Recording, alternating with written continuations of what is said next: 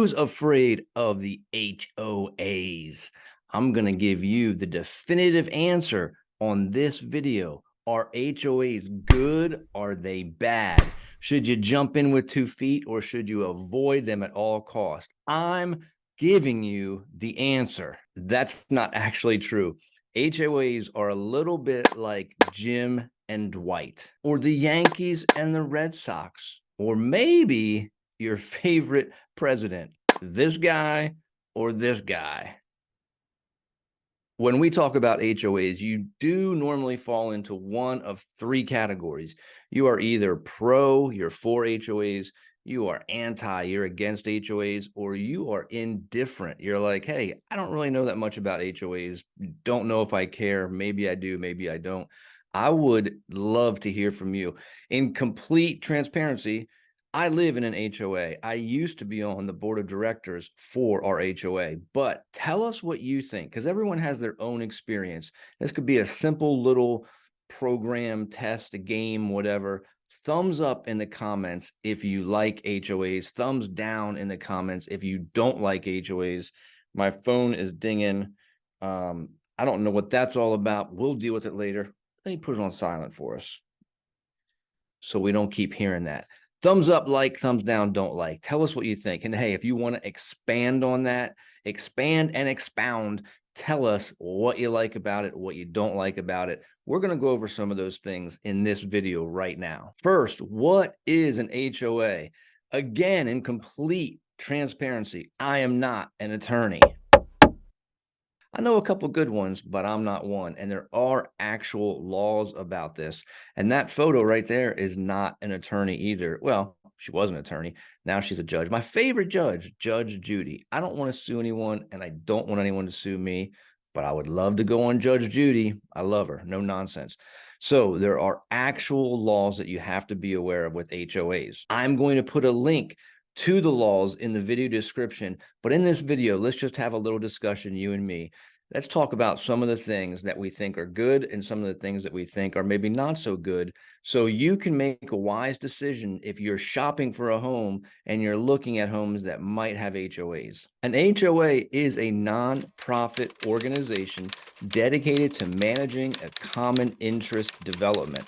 What that means is that developers can establish an HOA for that community, and it's dedicated to manage the common interest of that whole community, common areas, and common overall interest of the people that purchase property in that development. That developer is going to be the one to initially establish bylaws, rules and regulations, articles of incorporation, covenants, conditions, and restrictions, otherwise known as CCRs. Eventually, those duties and those documents will be handed over to a board of directors that are established in that development according to those rules, and they will oversee the HOA proceedings, Homeowners Association, HOA. You'll see in contracts, POA, Property Owner Association, and we'll talk about the legal necessities of dealing with HOAs and POAs as we get through the video. A quick note, something that's important to remember: even if you are shopping and looking for,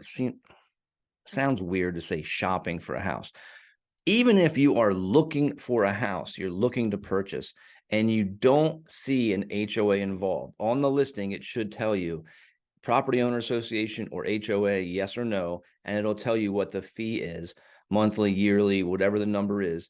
Even if you don't see that, you could have CCRs, covenants, conditions, and restrictions with that property. So even if there's no HOA, there could be CCRs, and that's something you want to be aware of if you're the kind of person who wants some extra freedom or you don't like restrictions. If you don't have an HOA, but you do have CCRs and you have some kind of unruly neighbor, what are you going to do about it? You don't have a board of directors to go to. The only way to really deal with that is to file a civil suit yourself against that neighbor, to have the courts get involved and enforce some of those covenants or restrictions. If you do have an HOA, one of the big powers of some HOAs is that if there's an issue, you're not paying fees or fines, HOAs can actually levy a lien against your property. So if you go to sell that property, there's a lien on your property that has to be taken care of first. That is a big power that some HOAs have. So before we get into this list of pros and cons, why are HOAs good or why are they bad? I think you need to ask yourself, what kind of living do you want to do when you're living in the new place that you're living? That's a lot of livings. But that's what it's all about. What kind of living do you want to do? Are you a green acres kind of person? Green Acres is the place to be. Or are you a moving on up kind of person? Well, we're moving on now. We're moving on up to the east side. Do you want to move out or do you want to move up? I know that's a very simplified way to look at things, but you do have to be aware of the restrictions and conditions that are set up by HOAs and CCRs. If you want to be a pig farmer, maybe you don't want to have a place with an HOA. If you want to put a firing range in your backyard, pew, pew, pew, pew, pew, pew, maybe you don't want a place with an HOA. So if that's you and you're like, look, dude, I don't even know why I've watched the video this long. I am a no way HOA person. Well, there's my name. There's my number. In case you don't have it already, this is a great time to put it on before you jump off completely. Just give me a call. If you know I'm a no HOA kind of guy, call me, text me, email me, and say, JD, let's go find a place with no HOAs. So let's just say you're not a gun range building, pig farm, farming kind of person, and you don't necessarily really care if there's an HOA, but maybe you don't know that much about it. What are the benefits? Let's talk about that because there are some serious benefits. I think the number one benefit we have to look at is that HOAs can help keep property values high.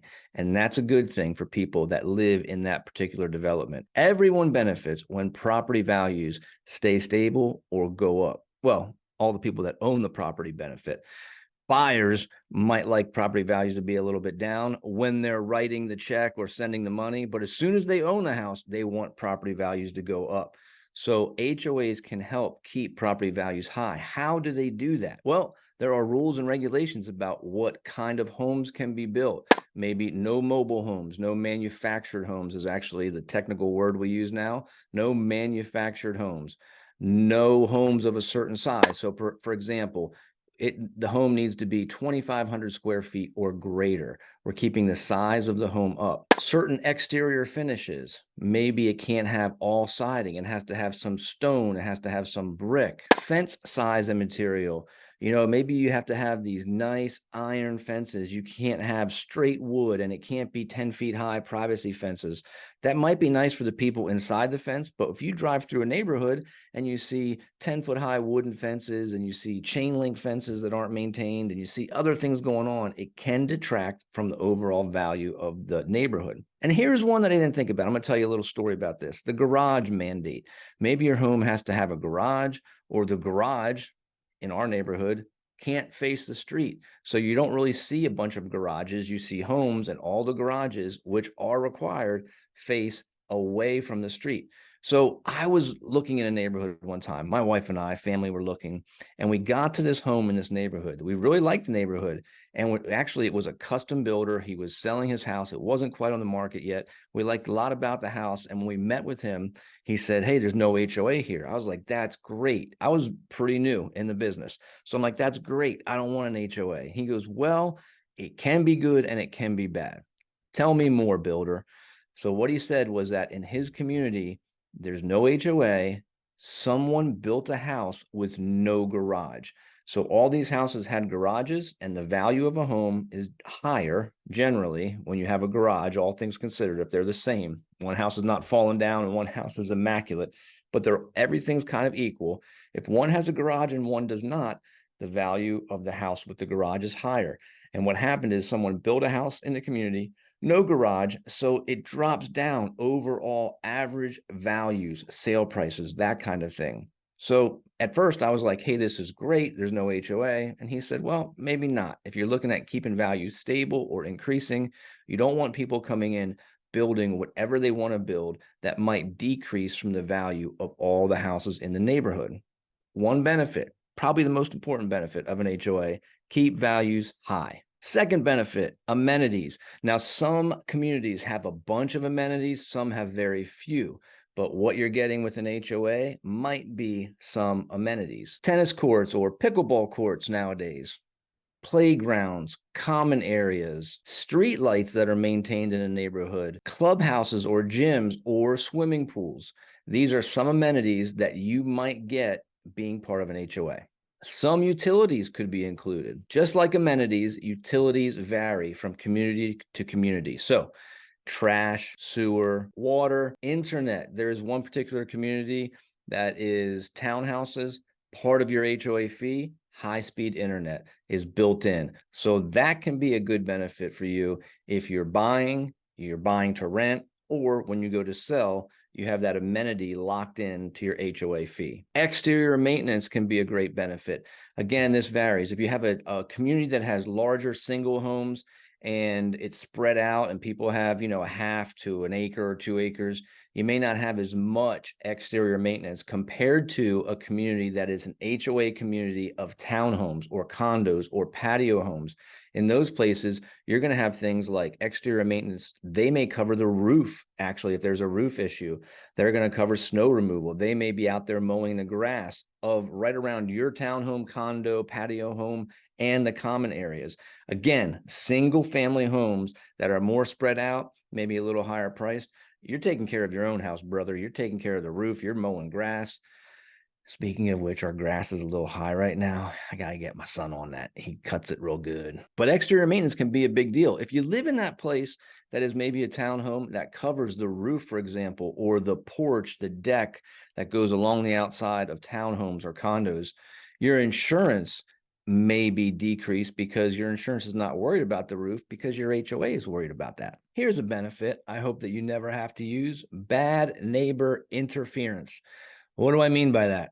If you live in a place that has an HOA and you have a neighbor that's a little unruly, they got a dog that's going crazy over there, they don't leash him, they park a big old RV in front of the house or next to your house, or they don't mow that grass, man, it's becoming a jungle out there.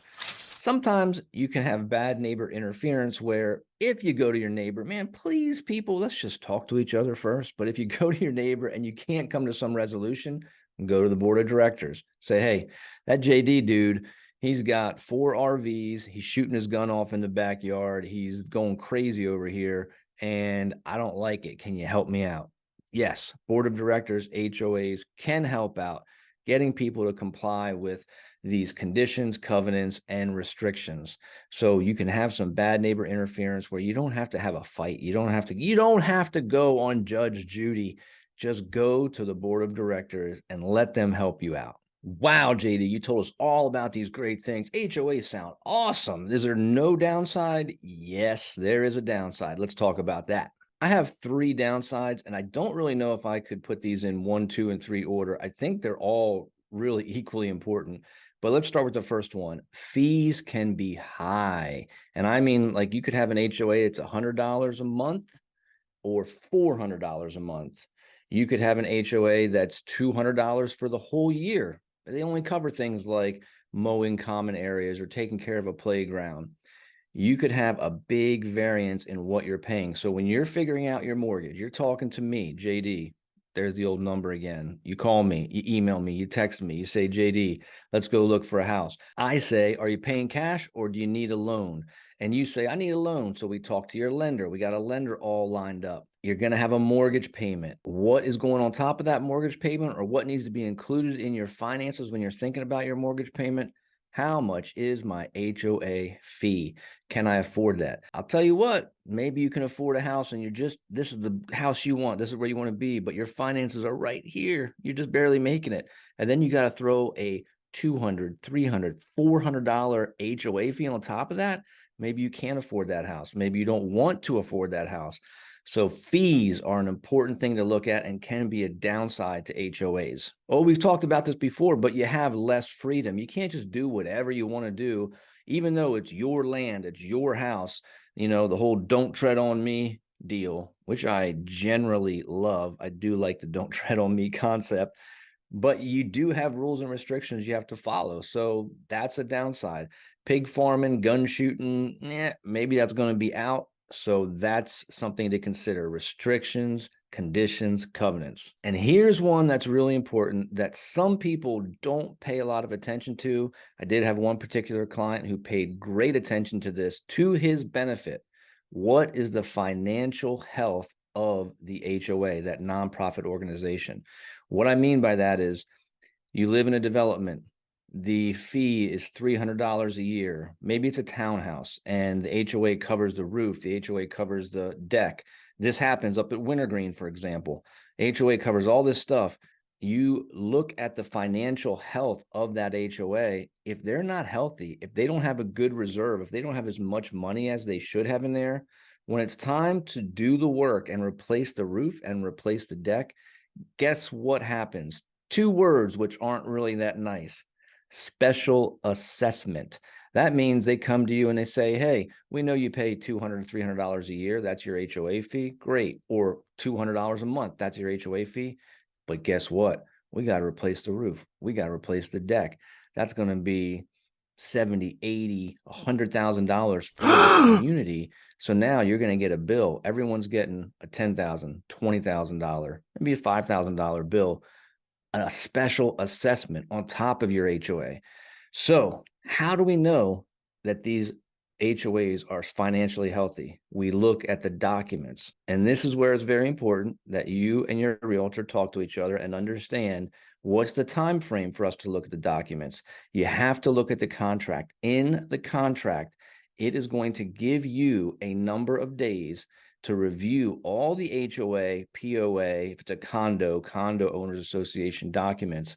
You get a number of days that are specified in the contract to review those documents. And if you see something you don't like, hey, there's a restriction here that I didn't know about, or it's not financially healthy, this doesn't seem right, you can terminate that contract with no penalty to you. It's not a breach of contract. It's written in the contract that you have the right X number of days. In our area here in the Lynchburg area, typically it's 3 days, but contracts can be written in different ways and they can stipulate different numbers and different amount of days. So you need to pay attention to the contract. Always is good advice. Pay attention to the contract. That is what we must go by. So you get all those documents, you can look it over and decide, is this a place that I want to be? Am I okay with the restrictions? Am I okay with the financial health of the place? Is this the place for me? That's what we're talking about in every single video on this channel: living in Lynchburg, working, playing, eating. I'm going to have some eating videos coming up in the future. That's what we're talking about. Where can you find the place where you will love where to live? So again, if you haven't already saved it, there's my name, there's my number. HOAs, are they good? Are they bad? Who's to say? You are to say. That's who to say. You got to be comfortable with where you're picking to live and what it means if you're in an HOA or not in an HOA. I would love it if you have experience, if you've had some circumstances where HOAs were really good or really bad. Drop comments in there, talk to the community, let us all know, hey, this is what you need to think about. I just kind of flew through this video, so I may have missed a bunch of stuff. So you tell me, HOA is good, HOA is bad. Are we afraid of HOAs or do we love them? I'll see you on the next one. Take care. Keep smiling.